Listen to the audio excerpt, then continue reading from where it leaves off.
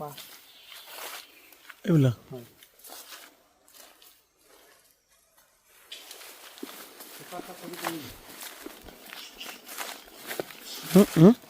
আমি যে চাপা কাঠ খাওঁ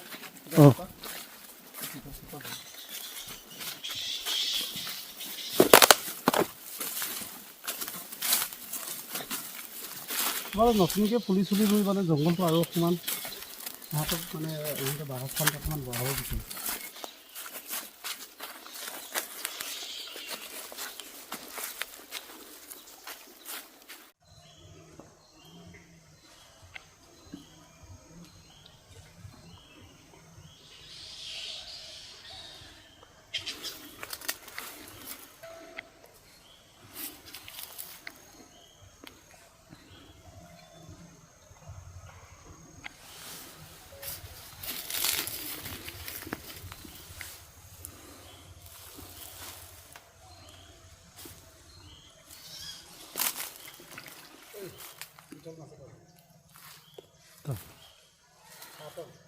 নমস্কাৰ মোৰ নাম বলেন পিগু বৰ অমৃতপুৰ জোনাই চাব ডিভিজন ডিষ্ট্ৰিক্ট ধেমাজি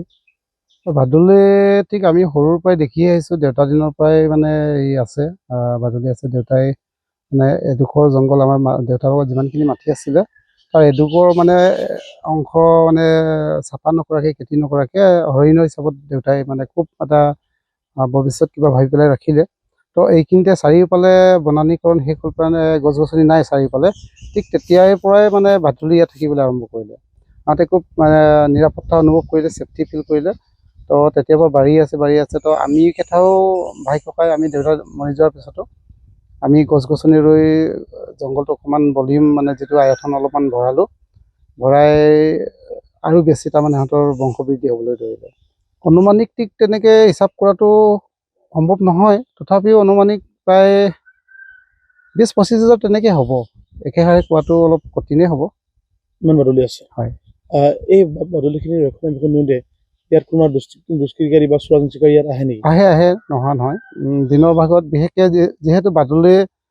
আপোনাৰ নিশাচৰ প্ৰাণী ৰাতি সিহঁতে চিকাৰ কৰে দিনত ৰেষ্ট লয় ৰেষ্ট লোৱাৰ সময়ত সিহঁতে চিকাৰী আহে কিছুমান মানুহ আহে এনেকৈ লুকাই আহে আৰু যেতিয়া সিহঁতে মাৰিবলৈ সোমাব জংঘলত সোমাব তেতিয়া সিহঁতে খুব ফুৰি যায় মানে হুলস্থুল হৈ যায় তেতিয়া গম পাওঁ আমি প্ৰটেকশ্যন দিওঁ এইখিনি তাৰপিছত কিছুমান এনে চিকাৰীও আহে ধৰক কিছুমান সভ্যভাৱে আহে যে এনেকৈ লাগে ঔষধি চাপ লাগে কিবা ধৰণে তেনেকৈ আহে মানে মাৰিম বুলি সিহঁতে পাৰ্মিশ্যন লয় তো সিহঁতক ধুনীয়াকৈ বুজাই বঢ়াই পঠাওঁ যে এইটো ঔষধটো তেনেকৈ কোনো কথা নাই সিহঁতে এটা বিলুপ্তপ্ৰায় প্ৰজাতি তো সিহঁতক মাৰাটো ইমান এটা কিবা কথা নহয় আমি এনেকৈ ইমান দিন ধৰি প্ৰটেকশ্যন কৰি আহিছোঁ সিহঁতক বুজাই বঢ়াই ধুনীয়াকৈ কৈ পঠিয়াওঁ চৰকাৰী ঘৰৰ পক্ষৰ পৰা কিবা সহায় সুবিধা আপুনি পাইছেনে আজিলৈকে সহায় সুবিধা তেনেকৈ বিশেষ পোৱা নাই তথাপিও আহিছে কেইবাবাৰো নিউজ কৰিছে আমাৰ ৰিপৰ্ট জোনাই স্থানীয় সাংবাদিকসকলে আহিছে তো বহুতবাৰ ইয়াৰ নিউজ সংগ্ৰহ কৰি গৈছে তেনেকৈ নিউজত প্ৰকাশ হৈছে কিন্তু চৰকাৰী ফালৰ পৰা এতিয়ালৈকে কোনো তেনেধৰণৰ সহায় বিচাৰে নেকি আপুনি সহায় বুলিবলৈ মই প্ৰটেকশ্যনৰ দিশটো অকণমান ক'ব বিচাৰোঁ চৰকাৰক অলপ অনুৰোধ জনাব বিচাৰোঁ যে প্ৰটেকশ্যনৰ ক্ষেত্ৰত যিহেতু দুষ্প্ৰাপ্য বুলি ক'ব লাগিব বাদুলি তো আজি চাৰিওফালে কমি আহিছে বন্যপ্ৰাণী জীৱ জন্তুবিলাক কমি আহিছে এনেহেন স্থলত যে বাদুলি যে ইয়াত নিজে অনুভৱ মানে খুব মানে ছেফটি অনুভৱ কৰি সিহঁতে নিৰাপদ অনুভৱ কৰি আছে গতিকে এইটো কিমান দিনলৈ নিৰাপদ হৈ থাকিব তেনেকৈ এটা কুৱেশ্যন আহি যায় গতিকে তেনে ক্ষেত্ৰত যিহেতু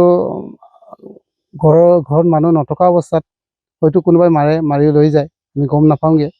গতিকে তেনে ক্ষেত্ৰত অলপমান নিৰাপত্তাৰ দিশটো অলপমান যদি আমি সংৰক্ষণ কৰাৰ ক্ষেত্ৰত অলপ মানে বেছি সুবিধাজনক হ'ব বুলি ভাবোঁ এই ক্ষেত্ৰত চৰকাৰে যদি ফেঞ্চিং বা তেনে অলপ বেৰাজাতীয় তেনেকৈ ধৰক ব্যৱস্থা কৰি দিয়ে এইখিনিয়ে চৰকাৰৰ প্ৰতি মোৰ সুবিধা হ'ব কিমান বিঘা মাটি আপুনি এই বাদুলিসকলৰ কাৰণে আপোনালোকে সংৰক্ষণ কৰি ৰাখিছে প্ৰায় 20 বিঘামান মাটি হ'ব সকলোখিনি মাটি ম্যাদী মাটি এই বাদুলি থকাৰ কাৰণে আপোনাৰ খেতি বাতি কোনো নাই কৰা একো নাই কৰা জংঘল হৈ থাকিব দিছে হয়